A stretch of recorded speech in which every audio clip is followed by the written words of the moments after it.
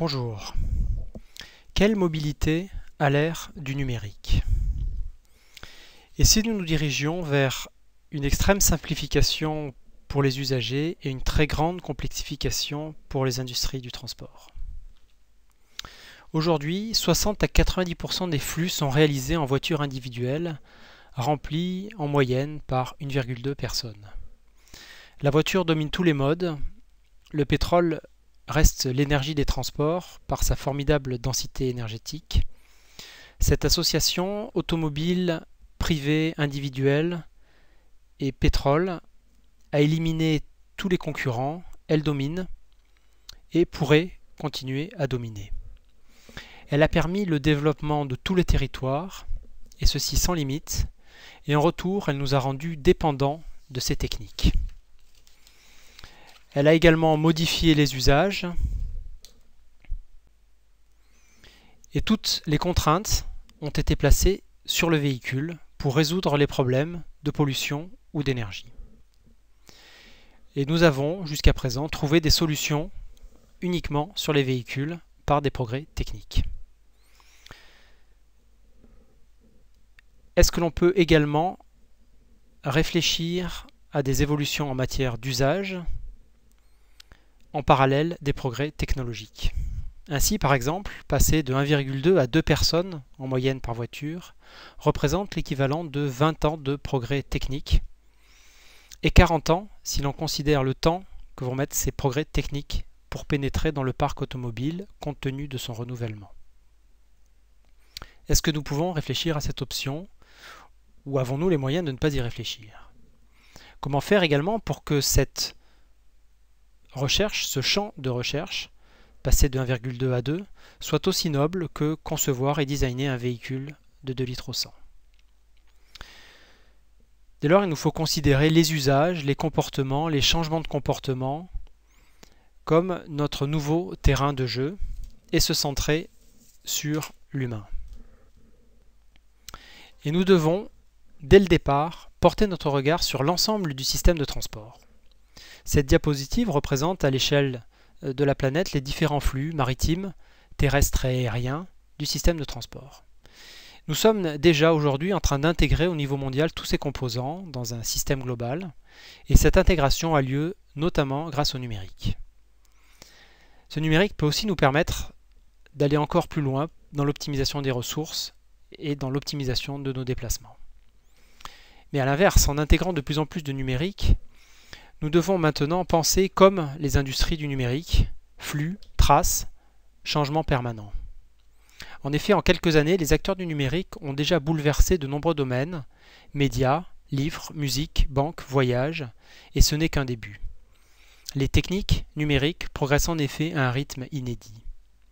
Nous avons besoin de penser comme les industries du numérique pour mieux utiliser la puissance de la multitude, pour inventer de nouveaux modèles d'affaires, pour apprendre à connaître les usages, pour devenir des plateformes de co-création, pour identifier et inclure les innovations externes aux entreprises du domaine des transports. Et pour cela, seule la pratique et l'engagement réel dans des outils numériques nous permettront de changer notre regard sur le système. L'assistant personnel nomade est maintenant, en quelques années seulement, largement distribué dans la société. Les citoyens se connectent, échangent, alimentent de larges réseaux et de connaissances partagées et choisissent, modifient leur comportement. Ces deux images sont symboliques. À gauche, le collectif, relié, le grand nombre, la sphère d'intelligence. À droite, l'assistant individuel, simplificateur de problèmes complexes, utilisant l'intelligence distribuée, nous reliant à, et permettant également de capter l'environnement. Ces deux éléments sont essentiels pour d'un côté mieux choisir, mieux agir, ma micro-décision, mon choix, et de l'autre alimenter les bases de connaissances, mieux comprendre, mieux prévoir nos actions, nos conséquences, donc mieux choisir. Ce double niveau, individuel et collectif, est essentiel à comprendre. Pour mettre en œuvre des solutions à grande échelle de mobilité, 4 verrous sont à lever. Basés sur l'utilisation à grande échelle d'assistants personnels de mobilité, comme nous venons de le voir, qui pourra fournir une information contextualisée aux citoyens et construire en retour des bases de connaissances sur les usages et les pratiques. Les 4 verrous sont les suivants. La capacité à expérimenter dans des territoires avec les usagers pour qu'ils expérimentent et s'approprient des solutions et les co-conçoivent, et ainsi capter l'intelligence de la multitude. La mise en œuvre de nouvelles structures de gouvernance, elles aussi multimodales, permettant d'optimiser le système complet. La synchronisation de tous ces acteurs industriels, économiques, territoriaux et de recherche. Et la mise à disposition de nombreuses données publiques et privées, permettant de construire de nouveaux outils et d'alimenter les assistants personnels de mobilité. Bien sûr, ces 4 verrous sont à lever simultanément. Dans ce cas, la mobilité multimodale fluide en temps réel sera accessible. Regroupant l'accès simple et intégré de tous les modes, tous les sièges libres en circulation, elle incarne un 3e mode de transport, après la voiture individuelle privée et le transport collectif public. Ce 3e mode est porté par le numérique qui lui permet d'exister par simplification et intégration. Plus il est utilisé, plus il va progresser par des mécanismes d'apprentissage collectif, et plus il va progresser, plus il sera utilisé, enclenchant un cercle vertueux. Mais pour cela, il faut que ce 3e mode soit également pensé comme une plateforme à l'image d'un réseau social. Facebook a été créé en 2004. En à peine 10 ans, il relie une partie de la population à l'échelle de la planète. Il ne s'agit pas ici de juger Facebook, mais plutôt de comprendre les stratégies des entreprises du numérique qui structurent désormais une partie de l'économie mondiale et qui soulèvent des questions sur leur monopole. Il faut comprendre les nouveaux processus de création de valeur et les nouvelles images de modernité qu'ils incarnent. Quand Amazon revendique que 40% de ses ventes ont été réalisées grâce à son moteur de recommandation lui-même alimenté par les utilisateurs eux-mêmes, ces entreprises s'approprient en fait une partie de la valeur construite sur l'analyse intelligente des traces d'utilisation laissées par ses propres utilisateurs.